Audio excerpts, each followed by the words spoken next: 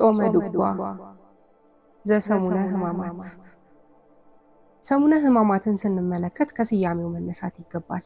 ይኸውም ሰሙነ ማለት ሰመነ፣ ስምንት አደረገ ከሚለው ከግዕዝ ሥርወ ግስ የወጣ ሲሆን ሰሙን ማለት ሰሞን ወይም ሳምንት ማለት ነው። ሰሙነ ሕማማት ስንል የሕማማት ሳምንት ወይም የሕማማት ሰሞን ማለት ነው። ሕማማት ማለት ምን ማለት ነው? የአብይ ጾም ስምንተኛው ሳምንት ሰሙነ ሕማማት ይባላል።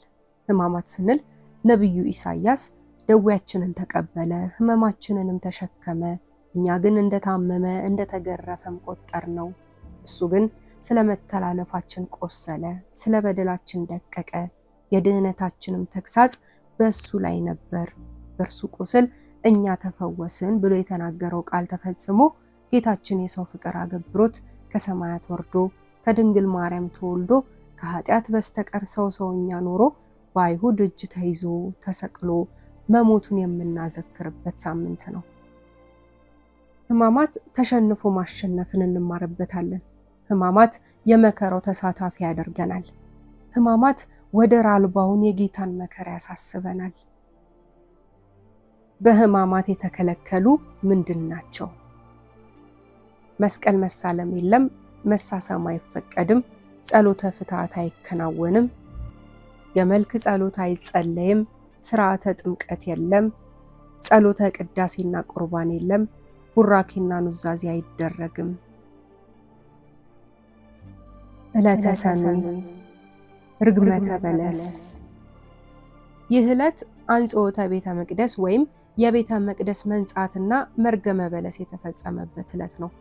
ጌታችን ኢየሱስ ክርስቶስ በዕለተ ሰንበት በአህያ ውርንጫ ቤተ መቅደሱን 3 ጊዜ ዞሮ በአይሁድ ካህናት የቆሸሸውን ቤተ መቅደስ አጽድቶና ካህናቱን ገስጾ መቅደሱን ካስከበረ በኋላ ሰኞ ጠዋት ወደ ኢየሩሳሌም ሲመለስ ተራበ። በቢታንያ ጎዳና አጠገብ አንዲት በለስ ተመለከተ። ፍሬ አገኝባታለሁ፣ ከሷም ፍሬ በልቼ ረሃቤን አስታግሳለሁ ብሎ ወደ በለሷ ሄደ። አሁን ነይ ብሎ ቢጠራት ትመጣ ነበር። ሆኖም ትህትናውን ለመግለጥ ወደ በለሷ ሄደ።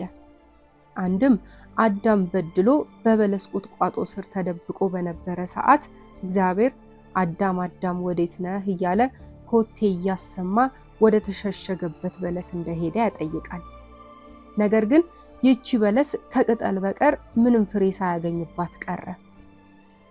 ለዘላለሙ ፍሬ አይገኝብሽ ብሎ ረገማት። ያን ጊዜ በለሲቱ ፈጥና ደረቀች። አሁን ጌታችን ይቺ በለስ ፍሬ እንዳልያዘች አስቀድሞ ሳያውቅ ቀርቶ አይደለም፣ አላዋቂ ስጋን እንደለበሰ ለማጠየቅ ነው። መራቡም በባህሪው ረሃብ የሚስማማው አምላክ ሆኖ አይደለም፣ ረሃብ የሚስማማውን የአዳምን ስጋ እንደተዋሃደ ለማጠየቅ ነው። ከተዋህዶ በኋላ ሁለትነት የለምና ልዑሉ መለኮት ትሁት ስጋ፣ ትሁቱ ስጋ ልዑል መለኮት፣ ግዙፉ ስጋ ረቂቅ መለኮት፣ ረቂቁ መለኮት ግዙፍ ስጋ፣ ምልኡ መለኮት ውሱን ስጋ፣ ውሱኑ ስጋ ምልኡ መለኮት ሆኗል። ይህ ማለት የቃል ገንዘብ ለስጋ፣ የስጋ ገንዘብ ለቃል፣ የመለኮት ገንዘብ ለትስብእት፣ የትስብእት ገንዘብ ለመለኮት ሆኗል ማለት ነው። ታላቁ ሊቅ ቅዱስ ቄርሎስ የቃል ገንዘብ ለስጋ፣ የስጋ ገንዘብ ለቃል ሆኗል ብሏል። ስለዚህ በለበሰው ስጋ ረሃብን ገንዘብ አደረገ ማለት ነው።